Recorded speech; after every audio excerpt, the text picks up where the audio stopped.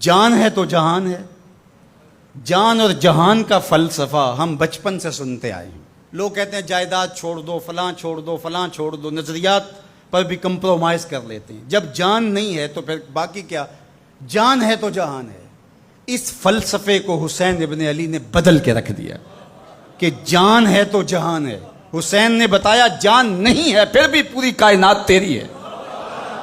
لوگ یہ کہتے ہیں کہ اگر لٹ گئے تو پھر سب کچھ برباد ہوگا. حسین نے یہ فلسفہ دیا لٹ کے ہی تو آباد ہوا جاتا ہے. یزید سب کچھ بچا کے بھی نہ بچ سکا، حسین سب کچھ کٹا کے بھی زندہ و جاوید رہا.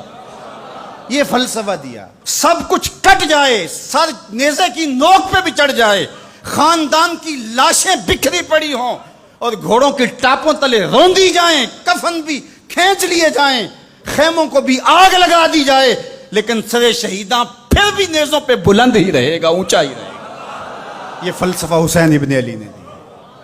یہ سر جھکنے کے لیے نہیں ہے، یہ سر اوپر بلند ہونے کے لیے. اور میں ایک بات کہا کرتا ہوں، لوگ سر بچانے کے لیے ہاتھ دے دیتے ہیں، ظالم کے ہاتھوں میں ہاتھ دے دیتے ہیں کہ سر بچ جائے. حسین نے ہاتھ بچانے کے لیے سر دے دیا. ہم نے بچپن سے لے کر کے لڑکپن تک اور لڑکپن سے لے کر آج تک حضرت نبی رحمت صلی اللہ علیہ وآلہ وسلم کا یہ فرمان سنا ہے، من رآ منکم منکرا فلیغیرہ بیدہ فإن لم یستطع فبلسانہ فإن لم یستطع فبقلبہ وذلک اضعف الایمان او کما قال النبی صلی اللہ علیہ وسلم. تم میں سے اگر کوئی برائی کو دیکھے تو وہ ہاتھ سے روکے، ہاتھ سے نہیں روک سکتا تو زبان سے روکے، اور زبان سے بھی نہیں روک سکتا تو کم از کم دل سے برا جانے. اور یہ سب سے کمزور ترین ایمان کا مرتبہ تھا. جو لوگ کہتے ہیں امام حسین کربلا میں کیوں گئے، میں انہیں کہتا ہوں امام حسین حضور کی گود کے پالے ہوئے تھے، کمزور ایمان والے نہیں تھے کہ دل میں ہی کڑتے رہتے اور ظلم کو اور جبر کو اور زیادتی کو اور ناانصافی کو ہاتھ اور زبان سے نہ روکتے.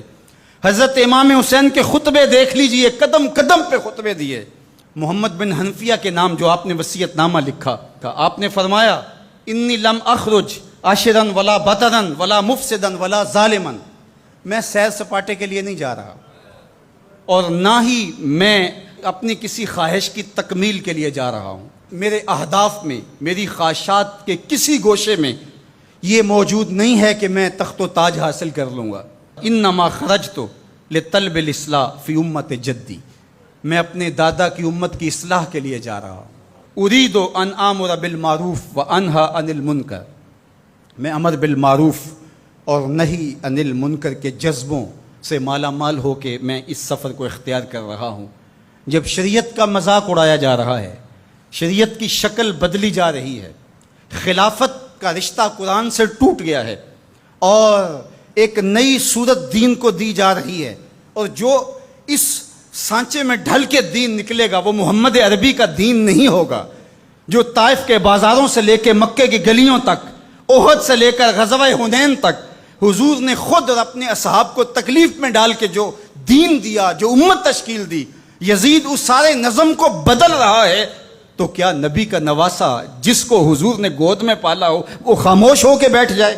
کہا حسین ایسا نہیں ہونے دے گا، اور اس کی جو بھی قیمت ادا کرنا پڑی حسین وہ قیمت ادا کرے گا. اور پھر اس کی قیمت چھوٹی نہیں تھی جو ادا کرنا پڑی. اگر حضرت امام حسین رضی اللہ تعالیٰ عنہ اس وقت کربلا کے تپتے ہوئے ریگزار میں، اس میدان حق و باطل میں اپنی قربانی پیش کر کے جبر کا راستہ نہ روکتے تو یہ بات اچھی طرح سے ذہن نشین کر لیجئے، اسلام کی یہ شکل جو آپ کو دکھائی دے رہی ہے یہ موجود ہی نہ ہوتی. دنیا کے اوپر کتنی تہذیبیں، کتنی ملتیں اور کتنی اقوام، جب ان کے اندر تغیر آیا تو وہ اپنی اصل صورتی چیزیں کھو بیٹھی. دنیا کے اوپر کتنے مذاہب، یہودیت کی شکل دیکھ لیجئے، کیا یہ وہی صورت ہے جو حضرت موسیٰ لے کر آئے؟ عیسائیت کی شکل دیکھ لیجئے، کیا یہ وہی صورت ہے جو حضرت عیسیٰ لے کر کے آئے؟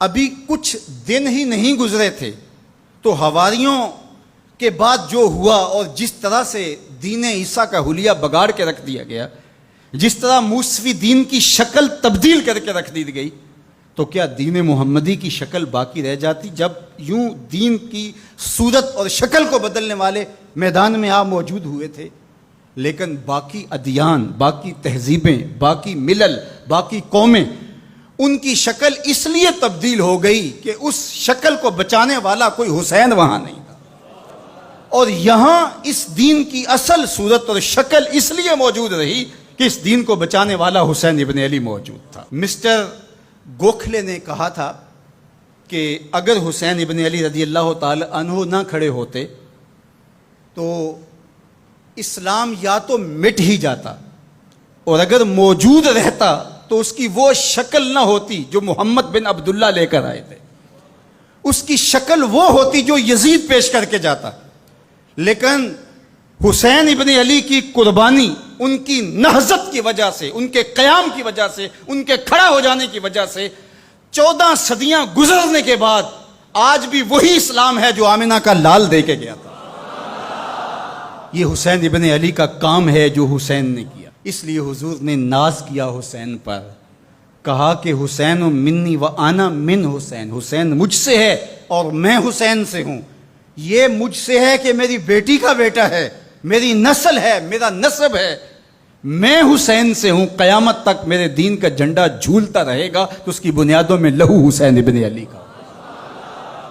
حضرت امام حسین رضی اللہ تعالی عنہ نے ایک بات کہی تھی جب بیعت کا آپ سے مطالبہ کیا گیا، تو آپ نے یہ نہیں کہا کہ میں یزید کی بیعت نہیں کرتا، بلکہ آپ کا جملہ تاریخ ساز ہے، بڑے لوگوں کا کلام بھی بڑا ہوتا ہے اور حکمت کے نور سے بھرا ہوا ہوتا ہے، قیامت تک ایک نسب العین دینا تھا۔ یہ نہیں کہا کہ حسین ابن علی یزید کی بیعت نہیں کرے گا، بلکہ کہا مثلی لا یبایع مثلہ، میرے جیسا اس جیسے کی بیعت کیسے کر سکتا ہے؟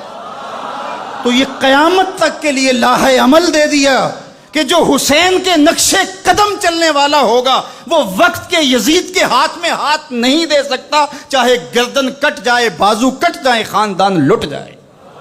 یہ حسین ابن علی کا پیغام ہے۔